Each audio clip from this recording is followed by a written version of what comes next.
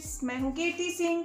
मेरे कीर्ति technique classes पे आज मैं आपको बताऊंगी प्रोग्राम काउंटर। जैसा कि मैंने अपनी पहली वीडियो में आपको बताया था, इसकी रजिस्टर यूनिट के बारे में बताया था। हमारे जनरल पर्पस रजिस्टर यूज़ होते हैं, एक्यूमुलेटर होते हैं जो यूज़र एक्सेसिबल होते हैं और हमारे नॉट एक्सेसिबल होते हैं। तो मैं आपको उन्हीं के बारे में बताऊँगी। मैंने आपको एक्यूमुलेटर बता दिया था कि एक्यूमुलेटर का क्या काम होता है, वो कितने बिट का होता है।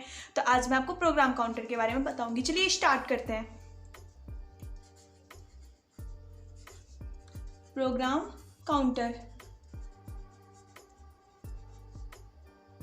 देखिए प्रोग्राम काउंटर हमारा कितने बिट का होता है, 8085 में होता है 16 बिट का होता है। ये भी क्या होता है, यूज़र एक्सेसिबल होता है। ठीक है, 16 बिट का होता है। देखिए जैसे आपका कोई ये क्या करता है, 16 बिट का होता है तो ये कहाँ से इसकी जो वो काउंट करता है, जो नंबर होता है वो काउंट करता है 000H, यानी कि हेक्साडेसिमल टू FFFFH हेक्साडेसिमल तक कि ये नंबर्स को वो काउंट करता है। ठीक है, हमारा ये 16 बिट का होता है। देखिए हमारा क्या होता है, जैसे मैंने कोई आपको लिख दूँ प्रोग्राम, जैसे move A, B, move immediate A0 to H। Okay, ये हमारा लिखा है। देखिए इसमें क्या होता है, ये जो काउंट हम यहाँ पे ले लेते हैं कि हमारा जो एड्रेस है, ओके, जो हमारा एड्रेस है वो 1000 से 1000H से स्टार्ट हुआ है। ठीक है, तो हमारा अगर यहाँ पे ये मूव इमीडिएट हमारा 1000H पर है, मूव A, 0 तो हमारा 1001 पर हो जाएगा, मूव इमीडिएट A, 2H। ठीक है, फिर हमारा 1002 पे हो जाएगा 0 2H। जो ये वाला ये 1 बाइट का होता है, आपको पता होगा जो इंस्ट्रक्शन हमारा कोई भी होता है वो 1 बाइट का होता है। अगर उसके साथ हम कोई भी डेटा लिख देते हैं, जैसे ये हमारा क्या है 8 बिट का है, अगर हमारा वो और डाटा लिखा होता 2 और नंबर लिखे होता हमारा 16 बिट का डेटा हो जाता है। ठीक है, तो ये हमारा क्या हुआ 8 बिट हमने यहाँ पे लिख दिया, अगर और कोई डाटा तो 8 बिट यहाँ पे आ जाता है। ठीक है, अब जैसे क्या है, अगर हमारा कोई प्रोग्राम जो है एग्जीक्यूट हो रहा है, रन हो रहा है, तो पहले क्या होता है, देखिए पहले हमारा होता है कोई भी प्रोग्राम फेच होता है, फिर हमारा प्रोग्राम डिकोड होता है। ओके, फिर हमारा क्या होता है एग्जीक्यूट होता है, सबसे ये लास्ट वाला होता है एग्जीक्यूट होता है। ओके, ये हमारा प्रोग्राम एग्जीक्यूट हो रहा है। देखिए हमारा जो प्रोग्राम काउंटर क्या होता है, जैसे मैंने ये प्रोग्राम रन करा रही हूँ, ठीक है ना, तो हमारे ये तो पहले फेच हो जाएगा, फिर हमारा डिकोड होके एग्जीक्यूट होने लगेगा। बट जो हमारा नेक्स्ट इंस्ट्रक्शन होता है, यानी कि जो इसके बाद जो नंबर आएगा, जैसे इसके बाद कौन सा आएगा 1001 आएगा, तो वो हमारा क्या होता है प्रोग्राम काउंटर में स्टोर हो जाता है। तो प्रोग्राम काउंटर क्या होल्ड करता है, बहुत बार पेपर में पूछा जाता है। तो प्रोग्राम काउंटर आपका होल्ड करता है एड्रेस ऑफ नेक्स्ट इंस्ट्रक्शन। तो क्या करता है होल्ड, प्रोग्राम काउंटर को पीसी से डिनोट कर रही हूँ, program counter hold the address of next instruction.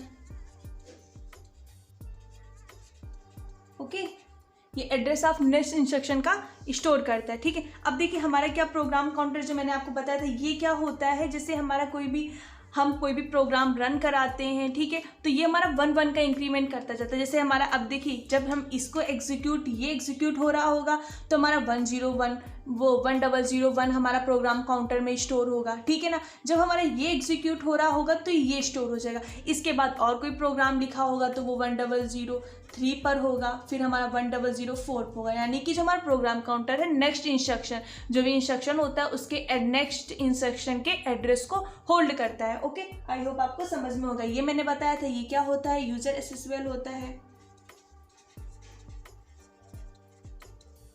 Okay, ये होता है। ठीक है, अब देखिए इसके बारे में आपको पता चल गया है। ठीक है, प्रोग्राम काउंटर हमारा ये होता है। अब मैं आपको बताऊंगी स्टैक पॉइंटर क्या होता है। स्टैक पॉइंटर, ठीक है, देखिए स्टैक पॉइंटर हमारा क्या होता है 16 बिट का होता है। ये भी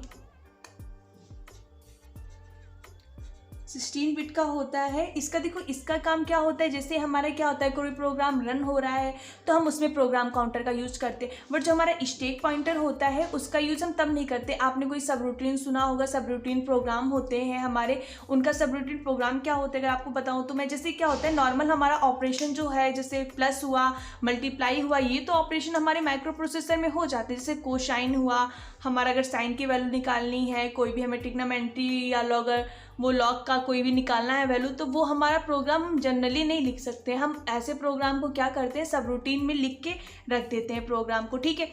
जब हमारा वो प्रोग्राम क्या होता है, जब उसे रन कराना होता है तब हमें स्टैक पॉइंटर का यूज़ करना होता है। जैसे मेरा कोई प्रोग्राम, जैसे मेरा प्रोग्राम यही रन हो रहा है, ठीक है ना। अब हम क्या करेंगे, इसके बाद हमारा कोई सब रूटीन, कोई हमारा सब रूटीन प्रोग्राम है, जैसे ये है, कोई हमारा सब रूटीन है, ये स्टार्ट हुआ है 2001H से, ओके, 2002H, 2000H, ठीक है ना। ये हमारा यहाँ से स्टार्ट हुआ है, ठीक है। अब हम क्या करेंगे, जैसे हमारा स्टैक पॉइंटर, ये हमारा सब रूटीन प्रोग्राम है। जब हम इसे कॉल, आपने सुना कॉल ऑपरेशन होता है, रिटर्न होता है, ठीक है ना, तो उसमें हमारा ये सब रूटीन प्रोग्राम यूज़ करा जाता है, उसमें हम स्टैक पॉइंटर का यूज़ करते हैं। देखिए, अगर हमने यहाँ पे हमारा कोई कॉल इंस्ट्रक्शन है, ठीक है, कॉल 2000H, ठीक है, हमने कॉल किया, हमने इसको कॉल कर दिया। अब हमारा जो प्रोग्राम काउंटर में तो ये स्टोर होगा, ये डेटा स्टोर होगा, ठीक है। अब हमने जब इसे कॉल किया तो हमारा जो ये होगा वो हमारा स्टैक पॉइंटर, हमारा ये स्टैक पॉइंटर है, इसमें स्टोर हो जाएगा, ठीक है। ये हमारा क्या है, स्टैक पॉइंटर है, इसमें ये स्टोर हो जाएगा डेटा को, और जो ये वाला है ये प्रोग्राम काउंटर में हो जाएगा स्टोर। अब क्या होगा, प्रोग्राम काउंटर फिर 2001, 2002, 2003 हो जाएगा, ठीक है। अब रिटर्न आएगा, जब रिटर्न आएगा तो हम फिर से इस पे ही रिटर्न करा लेंगे और हमारा प्रोग्राम फिर से चलने लगेगा। तो अब आपको बताओ, जो हमारा स्टैक पॉइंटर होता है वो 16 बिट का होता है, ठीक है। ये क्या करता है, टॉप ऑफ मेमोरी क्या स्टोर करता है, हमारा जो स्टैक पॉइंटर होता है वो क्या हमारा स्टोर करता है, top of memory address, okay. देखिए, हमारा जो स्टैक पॉइंटर होता है यूज टू, क्या करते हैं, use two point top of stack memory, क्या होता है, जो स्टैक मेमोरी का होता है टॉप का एड्रेस ये स्टोर करता है, ओके। आई होप आपको समझ में आ गया होगा, ठीक है गाइज। अगर आपको मेरे वीडियोस और अच्छे लगते हैं और आप उन्हें और चाहते हैं तो मेरी वीडियोस को लाइक कीजिए, ज़्यादा से ज़्यादा लोगों को शेयर कीजिए और चैनल को सब्सक्राइब कीजिए। Thank you.